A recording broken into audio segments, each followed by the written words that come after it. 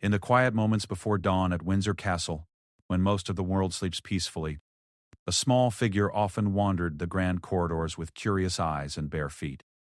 Princess Charlotte Elizabeth Diana, third in line to the British throne, had developed an unusual habit that would change the course of royal tradition forever.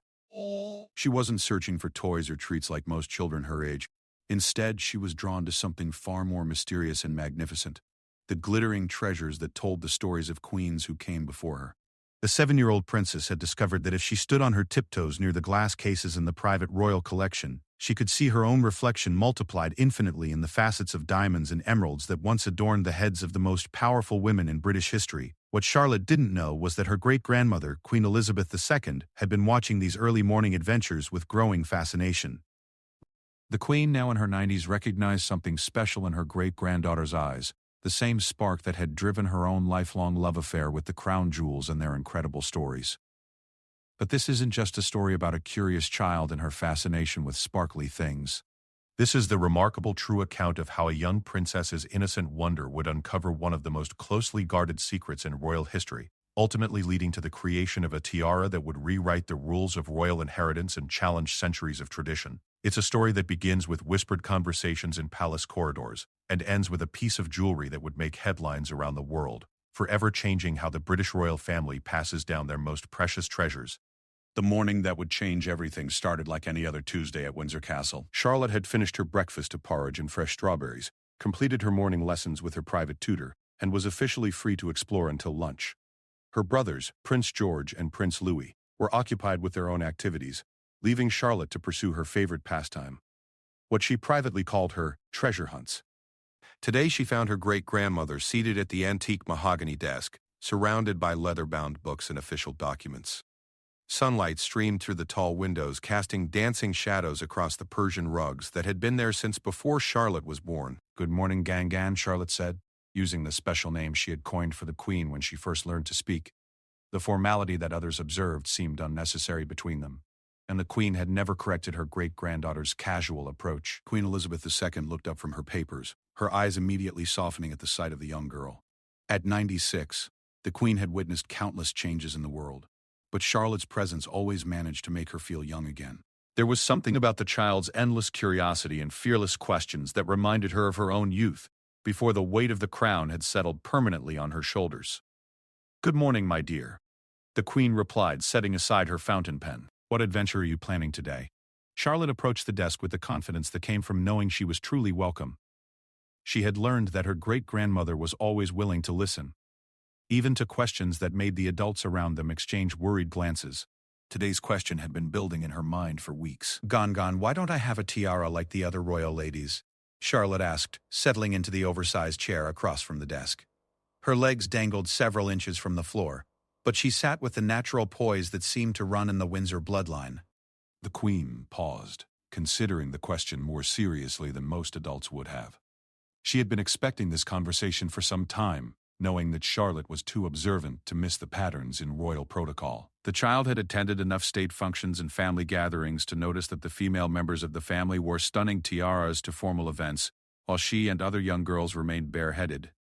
"Well," the Queen began, choosing her words carefully, "traditionally young ladies receive their first tiara when they marry or reach a certain age. It's been that way for hundreds of years." Charlotte frowned, her small nose wrinkling in the way that always made the Queen smile. "But why? And what if someone never gets married? Do they never get a tiara at all?" The question struck the Queen as particularly profound. In all her years of following royal protocol, she had rarely questioned the reasoning behind certain traditions. Marriage had indeed been the traditional pathway to receiving significant royal jewelry, but Charlotte's innocent inquiry highlighted something that had never sat entirely well with her. "That's a very good question," the Queen admitted. Perhaps it's time someone thought more carefully about those old rules. The conversation might have ended there, with a gentle deflection or promise to discuss it later, but Charlotte's next words changed everything. "I think every princess should have her own special tiara," Charlotte declared with the absolute certainty that only children possess, one that tells her own story, not just the story of who she married. The Queen stared at her great-granddaughter, struck by the wisdom hidden in those simple words. In that moment, she saw not just a curious child, but a future leader who was already thinking about tradition and change in ways that could benefit the monarchy for generations to come. That afternoon, after Charlotte had moved on to other activities, the Queen found herself unable to concentrate on her official duties. The child's words echoed in her mind, challenging assumptions that had never been questioned. She thought about her own relationship with the crown jewels, how each piece carried the weight of history and the stories of the remarkable women who had worn them before her.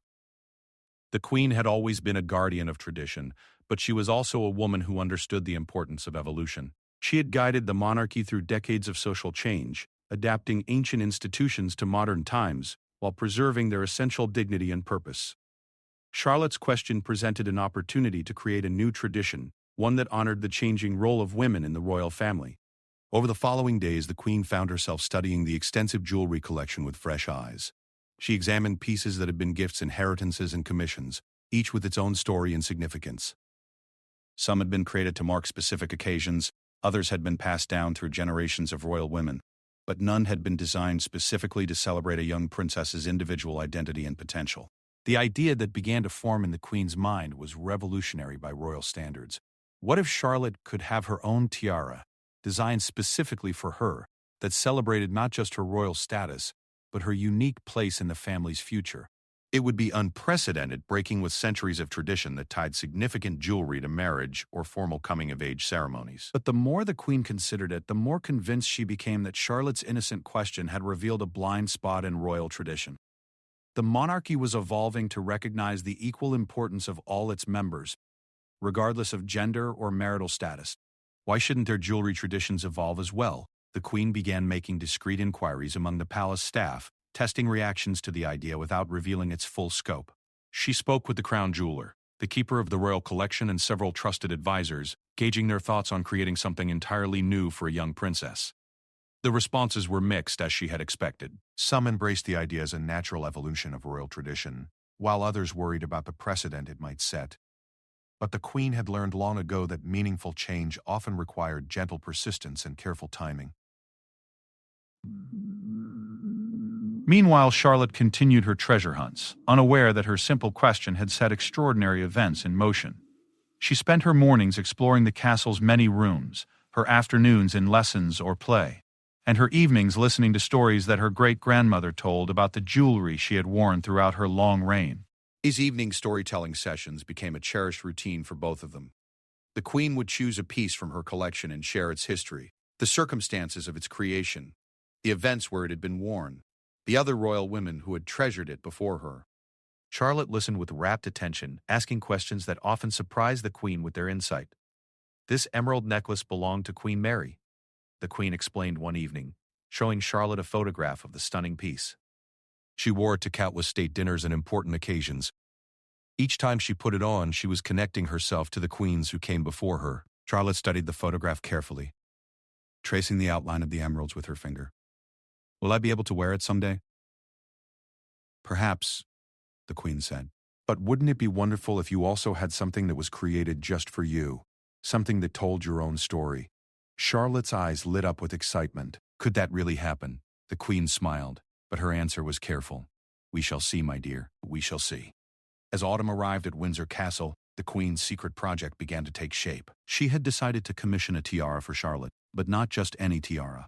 This would be a piece that honored both tradition and innovation, incorporating elements that celebrated Charlotte's unique position in the royal family while looking forward to the future she would help create. The design process required absolute discretion.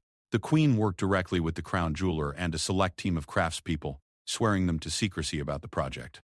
She wanted Charlotte's tiara to be a complete surprise, but more importantly, she wanted to ensure that every detail was perfect. The Queen spent hours considering the symbolism that should be incorporated into the design. Charlotte's full name, Charlotte Elizabeth Diana, honored both her great-grandmother and her late grandmother, Princess Diana.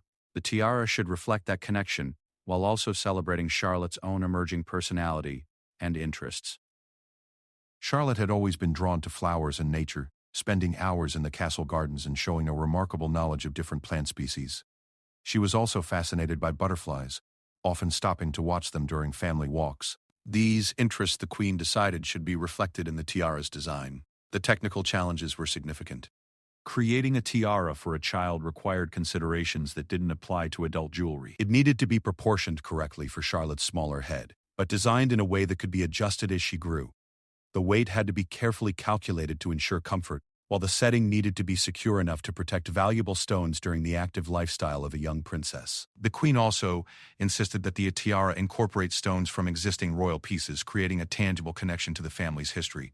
She selected diamonds from a brooch that had belonged to Queen Victoria, emeralds from a necklace worn by Queen Alexandra, and sapphires from a bracelet that had been a wedding gift to the queen herself. Each stone was carefully examined and catalogued before being reset into Charlotte's tiara. The crown jeweler documented the provenance of every element, ensuring that the piece's history would be preserved for future generations. This attention to detail was typical of royal jewelry, but it held special significance for a piece that was breaking new ground in royal tradition. The design that emerged was both classic and contemporary, sophisticated enough to hold its place among the crown jewels, while remaining appropriate for a young princess. The central motif featured diamond butterflies surrounded by emerald leaves and sapphire flowers, creating a garden scene that seemed to dance in the light.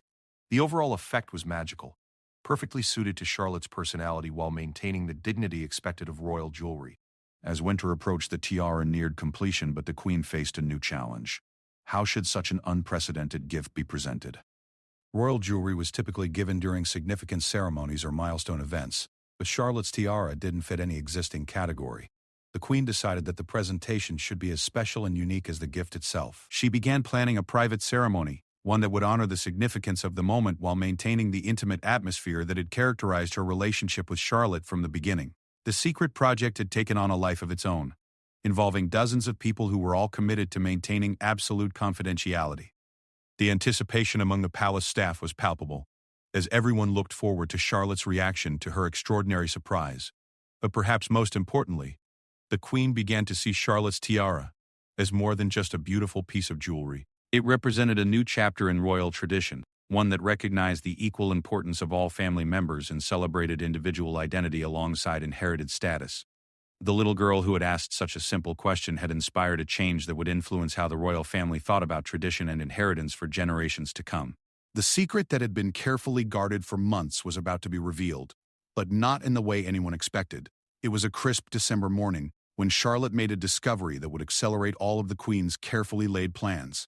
Charlotte had been exploring the east wing of Windsor Castle, an area she didn't visit often because it housed mostly offices and storage rooms. But her curiosity had gotten the better of her, and she found herself wandering down a corridor lined with portraits of long-dead relatives she had never met. The morning light filtering through the tall windows created mysterious shadows that seemed to make the painted eyes follow her movements. At the end of the corridor, Charlotte noticed a door that was slightly ajar. Through the gap, she could see something glittering in the darkness beyond. Her heart began to race with the excitement of potential treasure, and she pushed the door open just wide enough to slip inside. The room was smaller than most at Windsor, clearly used for storage rather than daily activities. But what caught Charlotte's attention immediately were the wooden boxes and velvet-lined cases scattered across a large table in the center of the room. Many were open, revealing glimpses of jewelry that sparkled even in the dim light. Charlotte approached the table carefully, her eyes wide with wonder. She had seen royal jewelry before, of course, but never like this. Pieces in various stages of cleaning, repair, or documentation. Some were clearly very old, their settings showing the wear of centuries, while others looked newly crafted. And there, in the center of the table, sat something that made Charlotte gasp aloud. It was a tiara, unlike any she had ever seen, clearly designed for someone much smaller than the adult women in her family. The butterflies and flowers that adorned it seemed to dance in the available light, and something about its proportions made her think immediately of herself. "Oh my," came a voice from behind her, causing Charlotte to spin around guiltily. The crown jeweler, Mr. Harrison, stood in the doorway with an expression of surprise and mild panic. He had been responsible for maintaining the secrecy of the Queen's project, and finding Charlotte in this room was his worst nightmare realized. "I'm sorry," Charlotte said immediately, her cheeks flushing red. "I didn't mean to go where I shouldn't. I just saw something sparkly and Mr. Harrison studied the young princess's face, seeing genuine remorse mixed with overwhelming curiosity. In his 30 years of working with royal jewelry, he had learned to read people's intentions quickly, and he could see that Charlotte's discovery had been entirely accidental. "It's quite all right, Your Royal Highness," he said gently, stepping into the room and closing the door behind him. "But I'm afraid you've stumbled upon something that was meant to be a surprise." Charlotte's eyes widened even further. A surprise? For whom? Mr. Harrison realized that he was now faced with an impossible situation. The Queen had specifically requested that the project remain secret until she was ready to reveal it, but Charlotte had seen too much to simply dismiss. The child was far too intelligent to accept a vague explanation, and her questions would inevitably lead to the truth. "Well," he said carefully, "perhaps you should ask Her Majesty about that." But Charlotte was already moving back toward the table, drawn by an irresistible force to the beautiful tiara that seemed to call to her. "Mr. Harrison, could this possibly be for me?" The wonder in her voice was so pure and hopeful that Mr. Harrison felt his resolve crumbling. He had worked on many magnificent pieces throughout his career, but few had given him as much joy as creating this special tiara. Seeing Charlotte's reaction to it made all the careful work feel worthwhile. "I think," he said slowly, "that would be a question for the Queen." Charlotte nodded solemnly, but her eyes remained fixed on the tiara. Even without touching it, she could see the incredible craftsmanship that had gone into its creation. The diamond butterflies seemed almost alive, their wings catching and reflecting light in ways that created constant movement and sparkle. The emerald leaves looked so real she almost expected them to rustle in a breeze, and the sapphire flowers added depth and richness that made the entire piece seem like a miniature garden. "It's the most beautiful thing I've ever seen," Charlotte whispered. Harrison smiled, feeling a deep satisfaction in her reaction. "Well then, I suppose we should go find Her Majesty and see what she has to say about all this." The walk to the Queen's private study felt like the longest journey of Charlotte's young life. Her mind was racing with questions and possibilities. The last thing she wanted was to disappoint her great-grandmother or cause problems for the kind man who had been so understanding about her accidental discovery. They found the Queen in her usual morning spot, reviewing correspondence and official documents. When she looked up to see Charlotte and Mr. Harrison together, with matching expressions of mild anxiety, she immediately understood what had happened. "I see," the Queen said calmly, setting down her papers. "I take it our secret has been discovered." Charlotte rushed forward, her words tumbling out in a breathless stream. "Gangan, I'm so sorry. I was just exploring and I saw something shiny and I went into a room I probably shouldn't have, and there was the most beautiful tiara. And Mr. Papa..." Harrison says it might be a surprise, but I don't want to ruin anything, and... "Charlotte," the Queen said gently, holding up her hand to stop the flood of words. "Take a breath, my dear." Charlotte obeyed, filling her lungs deeply while her great-grandmother studied her face with those wise eyes that seemed to see everything.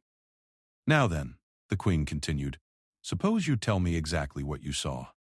Charlotte described the room, the jewelry, and most importantly the tiara that had captured her imagination so completely. As she spoke, the Queen watched her carefully, noting the excitement and wonder that lit up the child's entire face. When Charlotte finished her description, the Queen was quiet for a long moment. Mr. Harrison waited nervously, unsure whether he should apologize for allowing the discovery or try to explain how it had happened. Finally, the Queen spoke.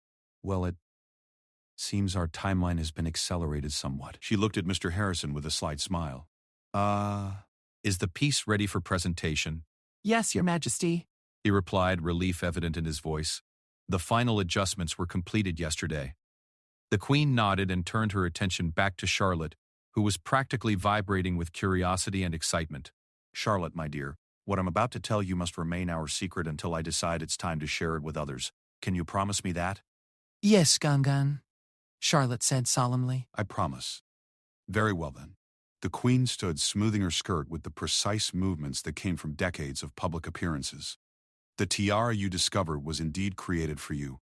It's a gift that celebrates who you are now and who you're growing up to become."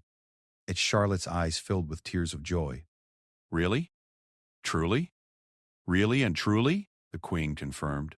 "You see, several months ago, you asked me a very important question about why young princesses don't have their own tiaras. That question made me think about traditions, and whether they always serve us well." The Queen moved to the window, gazing out at the grounds of Windsor Castle, where generations of royal children had played and learned and grown into their roles. I realize that you were absolutely right, she continued. Every princess should have something special that belongs uniquely to her, something that celebrates her individual place in our family's story. Charlotte was speechless, overwhelmed by the magnitude of what her great-grandmother had done. The idea that her simple question had inspired such an extraordinary gesture was almost too much to believe. But creating something truly special takes time, the Queen explained. Mr. Harrison and his team have been working for months to design and craft a tiara that would be perfect for you. They used diamonds that once belonged to Queen Victoria, emeralds from Queen Alexandra's collection, and sapphires from my own jewelry.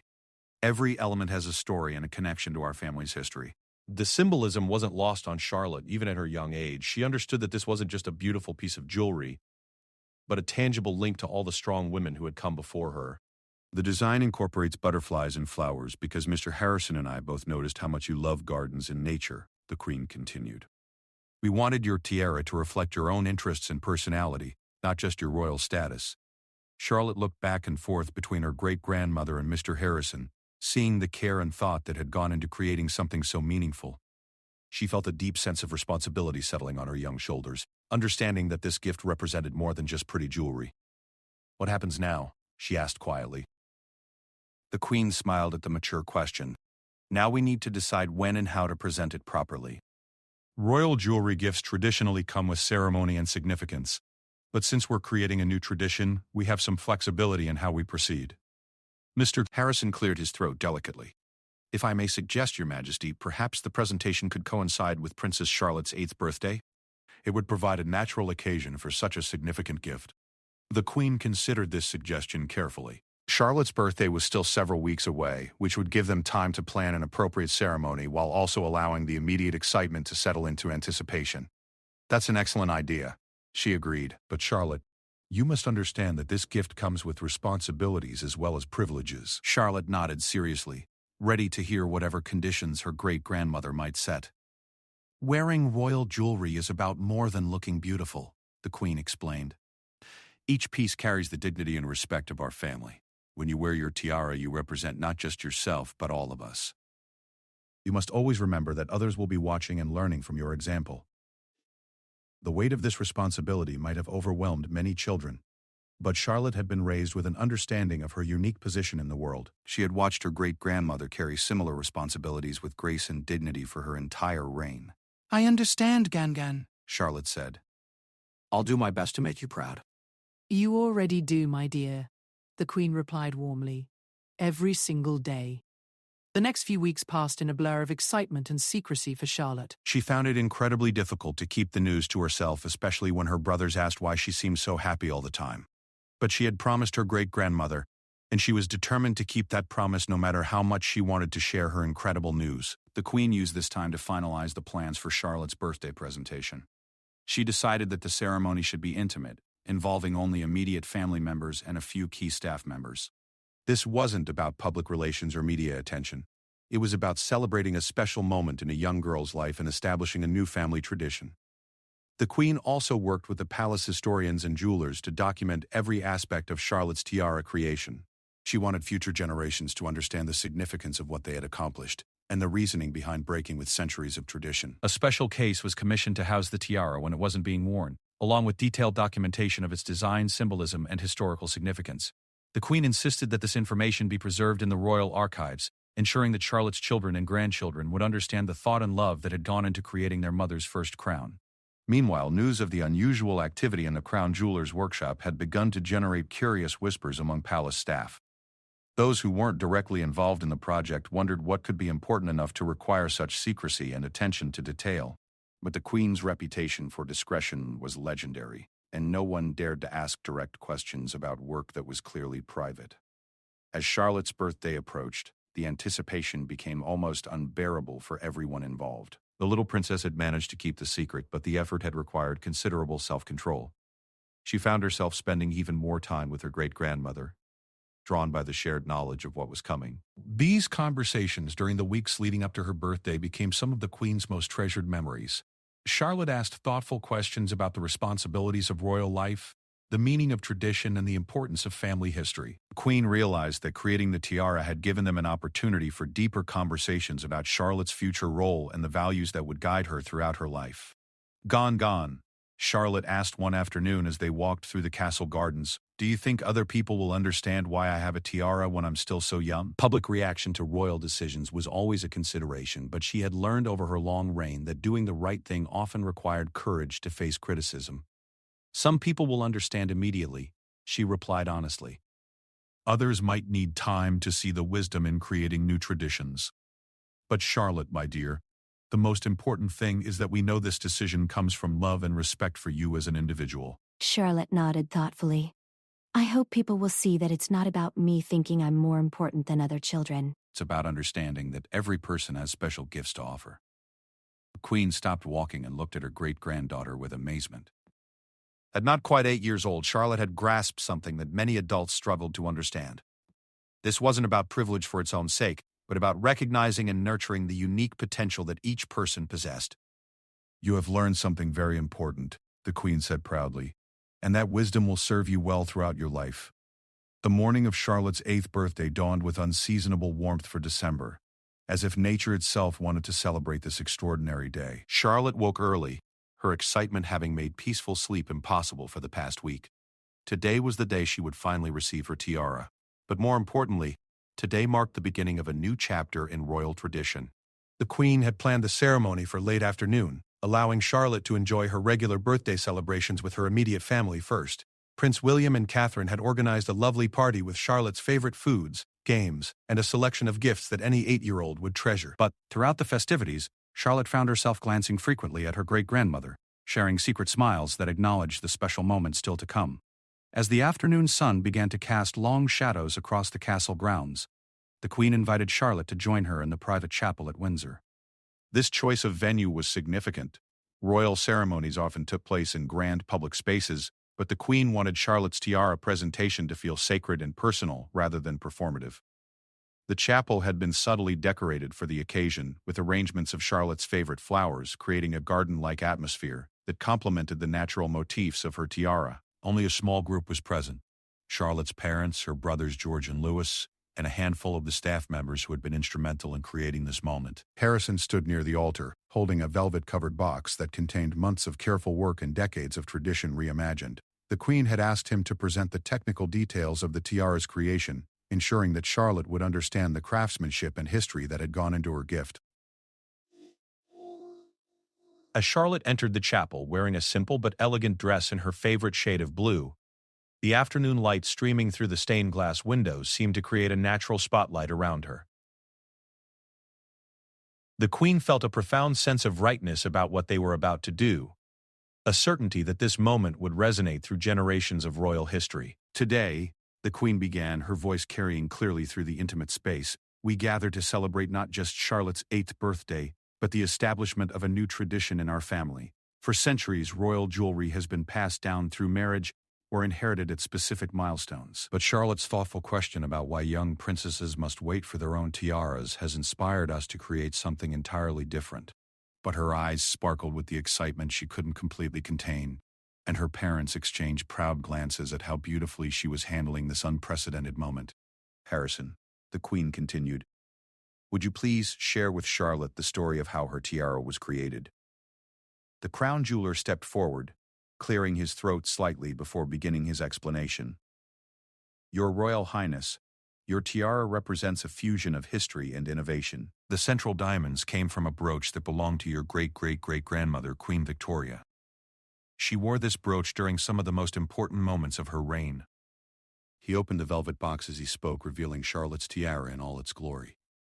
Even the adults present, who had seen countless royal jewels throughout their lives, drew in sharp breaths at the beauty of the piece. The afternoon light transformed the diamonds into tiny suns, while the emeralds seemed to glow with inner fire and the sapphires added depths of color that rivaled the ocean. The emeralds, Mr. Harrison continued, were selected from Queen Alexandra's personal collection. She was known for her kindness and her dedication to charitable work, qualities that we see developing in you as well, Princess Charlotte. Charlotte's eyes never left the tiara as Mr. Harrison spoke, but she absorbed every word of the history he was sharing. She was beginning to understand that wearing this piece would connect her to all the remarkable women who had come before her, while also representing her own unique place in the family's continuing story. The sapphires were chosen from Her Majesty the Queen's own jewelry, pieces that she received as wedding gifts and has worn throughout her reign. By including these stones, your tiara creates a direct link between your great-grandmother's experiences and your own future. The symbolism was profound, and Charlotte felt the weight of responsibility settling on her shoulders even before the tiara touched her head. This wasn't just beautiful jewelry. It was a tangible connection to the strength, wisdom, and dedication of the royal women who had shaped British history. The design itself, Mr. Harrison explained, celebrates your love of nature and your appreciation for beauty in the natural world. The diamond butterflies represent transformation and growth, perfect symbols for a young princess who is constantly learning and developing. The emerald leaves and sapphire flowers create a garden that will never fade, just as your connection to this family will always remain strong. When Mr. Harrison finished his explanation, the Queen stepped forward to take the tiara from its case. The moment had arrived that they had all been anticipating for months. The culmination of Charlotte's innocent question and her great-grandmother's visionary response. Charlotte Elizabeth Diana, the Queen said formally, using her great-granddaughter's full name to emphasize the significance of the moment.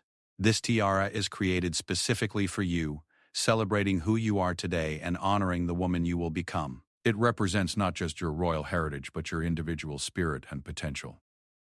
Charlotte bowed her head slightly, the gesture instinctive despite her young age. She felt the cool metal settle against her hair, the weight distributed perfectly to avoid discomfort while still providing the substantial presence that royal jewelry required. When she raised her head, the transformation was remarkable. The tiara seemed to complete something in Charlotte's appearance, adding a dignity and grace that made her seem both ageless and perfectly suited to her young years.